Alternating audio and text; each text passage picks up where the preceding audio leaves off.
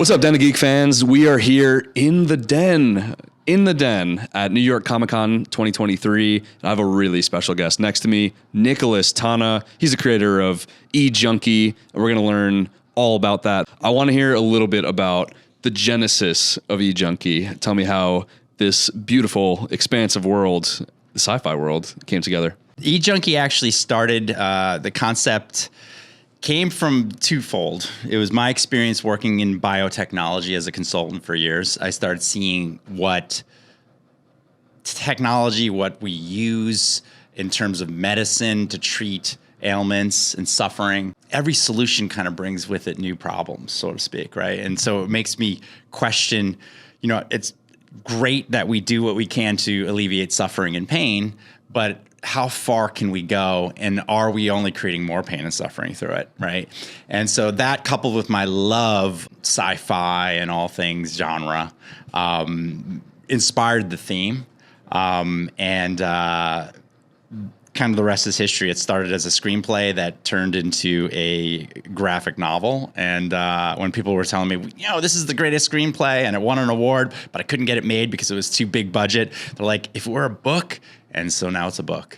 So what is an eJunkie, or an experience junkie, as I've heard? An experience junkie is someone that wants to experience the depth and breadth of the human condition, the good, the bad, and the ugly, so to speak. And the main character, the protagonist, Hector Holmes, is what a self-proclaimed eJunkie. eJunkies are a product of a society that has done everything it can to give you experiences. Technology, it's just bombarding you with experiences. And as you know, in our own society, we're constantly bombarded with all kinds of new products or services or things or games. And so this Leapfrog 2055, you can imagine what that does to people's personality. There are people that are eJunkies that need to experience it all. So this is a big sci-fi concept. Could you tell me a little bit about your writing process and kind of how the initial seeds of this story kind of blossom out into this kind of larger universe you were hoping to create here? Well, my writing process is I start kind of with an idea and or a character. I mean, really, honestly, the process varies per story, but in this case, it came with the idea and the concept of a world that has succeeded. And, you always hear the Silicon Valley thing, like, what do you want to do? Make the world a better place, right? Well, what happens if you do? What happens if you actually manage to make the world a better place in terms of get that utopia of, eliminating all pain and suffering? Is there a value to pain and suffering, right? So I started with that concept. I mean, blues music probably wouldn't exist, right? For example, if no one had any sense of suffering. And so I started with that concept, built out the world, started mining this character who is this rich anti-hero, Hector Holmes. And then it just started leading to mining the universe. What would that world look like? How is money treated? Like, what is the ramifications of all these experiences? Now we have to have emotional regulation devices that kind of chill us out and bring us back to a level of homeostasis, So that just kind of built out from there. And then I started adding all these additional chapters into worlds to kind of mine that life. So like characters can't be just flat. To me, that's boring. Just curious, like in your research, like how far off of a scientific, advancement is this? Like what were you kind of looking at when you're looking at kind of bring real world influences into your writing and as far as this? Well, you don't have to go too far beyond a lot of the tech that we actually have right now that's being developed. Emotional AI, for example. Everyone's talking about AI. What about emotional AI, right? That's the concept that that AI can actually mimic how we feel, right? Not just how we think. And it's kind of interesting when you look at that, right? Like, I mean, in theory, you can have therapists that are AI that can actually get into your head and kind of help you through experiences, right? And then it's like, well, but they don't really feel, so how can they help you, right? But I think we're going to see it. And then us as human beings, in our desire to kind of try to become like as good as the machines we use, I think we start to undervalue the qualities that make us human, like emotions and empathy and those kind of things. And so, so this story, to me, I think comics at their best can dive into some really high tech and worlds and put it on paper so it's not so crazy. It's easy to do in a comic book. And then also like Jordan Peele's been doing with horror, and like horror at its best kind of sociopolitically minds like where we are in the state of the world. I think sci-fi is best positioned to do that right now, especially with AI on the brink of changing how we work and how we do things in our human relationships. So AI is a perfect example of how the tech is relevant today. And then add the opioid crisis and a lot of other things too. That makes it very relevant. So we've gotten this far, but we haven't shown this beautiful cover you guys have. I think it's time to show the Den of Geek audience what we got here. I agree. I mean, cover, Derek Robertson, better known for The Boys TV series, co-creator of that and the comic that spawned that. Transmetropolitan, which is a cyberpunk legendary comic and world. He was gracious enough to do the cover, and I think it stands out. What were you kind of hoping to evoke with, I guess, some of the illustration style within eJunky? And, it's a very colorful and kind of, I just think a really interesting color palette that you guys kind of bring into this. It's hard not to have brilliant colors when you're dealing with a world where almost like those 80s mood rings, you can see how people are feeling with, their colors are expressed on their clothes and apparel, mood apparel, they call it, right? And in the emo regs themselves, the emotional regulation devices and the visors, you're able to see how people are feeling. So I wanted that emulated in the book to kind of have those colors pop. And then also wanted to tribute cyberpunk kind of genre colors that you've seen in the past, but then take it to another level. Speaking of apparel, I think you're going to have to stand up for us and show what do you got here. Willingly. This is an alternate cover done by Daniel Serra, who's actually an artist I really love, an Italian artist. He does a lot of Clive Barker's books. And he did this watercolor version of Hector Holmes. Your mindset towards like marketing the projects you have, because I think you take an interesting approach to it, like really a grassroots effort to make sure that you're getting your projects out there. So could you just tell our audience a little bit about how you look to kind of put a unique spin on how you market your projects? These days, we live in a world of entertainment where you can't rely on the publishers or the distributors to do your marketing for you. It does have to reach out. You have to find your own audience, be a part of the community. And that's a matter of building that community online, but also through the conventions where people like you, like-minded folks go and mingle and hang out, right?